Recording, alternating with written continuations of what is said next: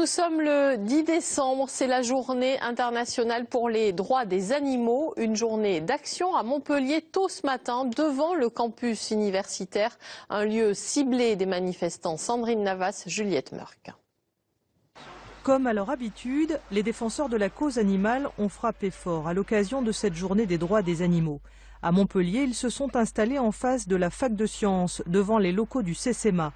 Le centre d'élevage et de conditionnement expérimental des modèles animaux fournit une petite dizaine de laboratoires. On y élève des rongeurs et des primates qui vont ensuite être expédiés dans la plupart des laboratoires de la ville, où ils vont être utilisés dans des expériences aussi cruelles qu'inutiles. La vivisection, elle est partout de toute façon. Sur le campus de la fac, on utilise aussi des animaux pour les dissections en cours, donc ça n'arrête pas. Vraiment, Montpellier regorge de laboratoires, on est dans la ville de l'expérimentation animale. Peu importe les besoins de la recherche, disent ces militants. Il ne faut pas faire aux animaux ce que l'on ne tolère pas chez l'homme. Ils revendiquent le soutien de certains chercheurs qui eux-mêmes prônent d'autres méthodes. Il existe aujourd'hui des méthodes de substitution très au point et qui ne demandent qu'à être développées et qui sont beaucoup plus performantes par rapport au modèle humain, par rapport à nous, et moins onéreuses. Irène a l'impression que les actions des défenseurs des droits des animaux vont finir par payer. Même si, quand ils voient ces photos, les passants détournent souvent le regard sans chercher à en savoir davantage.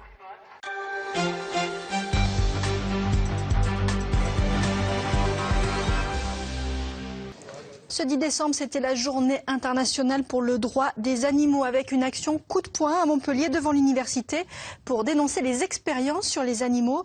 Notre équipe Sandrine Navas et Juliette Murk a pu rentrer dans les laboratoires, voir ce qu'il en était réellement. Regardez le reportage. Un chercheur et une multitude de rongeurs. Alain Zafarzik dirige le CCMA, l'animalerie expérimentale de la faculté de sciences de Montpellier. Il nous a montré le box où les étudiants en biologie effectuent leurs travaux sur des rats. Ils sont anesthésiés au moment des travaux pratiques et ensuite les étudiants travaillent donc sur le système cardiovasculaire, sur le système respiratoire, sur le système endocrinien, sur le système rénal. Et ils apprennent leur métier de physiologiste. Et après ils meurent, je suppose. Après ils sont euthanasiés. Ils sont euthanasiés selon les règles européennes, c'est-à-dire endormissement, puis une dose de CO2 létale. Sous les fenêtres du laboratoire ce matin, il y avait des rats en peluche et une quinzaine de militants des droits des animaux déterminés à choquer l'opinion. Car pour eux, aucune expérimentation ne justifie de sacrifier un animal. Je suis là pour défendre les droits des animaux. Donc moi, la science, quelque part, ça ne m'intéresse pas.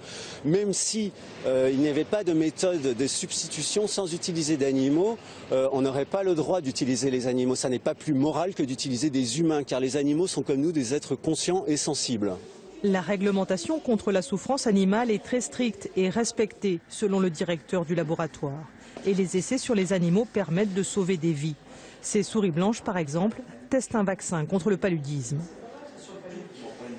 Il en est de même pour le sida, où il y a eu énormément de recherches expérimentales qui ont été faites. Et s'il n'y avait pas eu d'expérimentation sur des modèles animaux, jamais on en serait là. Et il y aurait des milliers de morts de plus par an sur la planète s'il n'y avait pas ces modèles animaux. Le directeur du CCMA n'est pas contre les méthodes alternatives à l'expérimentation animale, mais celles-ci restent incontournables dans certains cas, comme les maladies génétiques. Et avec nous, Benoît Lorios, bonsoir. Vous représentez un collectif qui défend les droits des animaux. On vous a aperçu dans ce reportage. Est-ce qu'il existe d'autres alternatives pour les labos que d'utiliser des animaux? Bien sûr, ce n'est pas moi qui l'affirme, car je ne suis pas scientifique. Mais de nombreuses méthodes de substitution existent, elles sont très au point, elles sont parfaitement fiables. Ce qui manque aujourd'hui, c'est leur validation, car il faut un financement et une volonté politique qui n'existent pas actuellement. Parce que ce n'est pas ce que disent les scientifiques. Ils disent pour certaines maladies, on a besoin d'expérimenter sur les animaux, vous l'avez entendu. Absolument, mais là encore, je vous disais à l'instant, il y a des scientifiques qui sont opposés à l'expérimentation animale pour des raisons scientifiques, précisément. Donc l'utilisation d'animaux n'est pas du tout incontournable. On peut tout à fait faire autrement et on sait faire autrement. Donc aujourd'hui, c'est vraiment le 21e siècle. On a des méthodes modernes. Il faut arrêter de lire dans les entrailles des animaux comme dans la nuit des temps. Alors vous, votre combat ne s'arrête pas aux rats de laboratoire. Vous demandez bien plus pour les animaux. Quoi exactement ? En fait, oui, ça va beaucoup plus loin parce que nous luttons pour les droits fondamentaux des animaux, c'est-à-dire le droit que les animaux ont à vivre pour eux-mêmes sans être torturés, martyrisés, tués ou même seulement exploités par les humains. Tout comme nous, les animaux ont un intérêt à vivre pour eux-mêmes. Et dans cette mesure, on n'a pas le droit de les exploiter, de les faire souffrir. Ils ressentent comme nous la douleur et le plaisir. Donc pourquoi infliger à d'autres ce qu'on n'aimerait pas qu'on nous fasse? Mais ça se traduirait comment dans notre vie courante? Effectivement, vu comme ça présente un bouleversement pour la société. Mais il faut savoir qu'il y a beaucoup de gens déjà dans notre pays et dans le monde en général qui vivent sans exploiter d'animaux. Donc ça veut dire on n'en mange plus?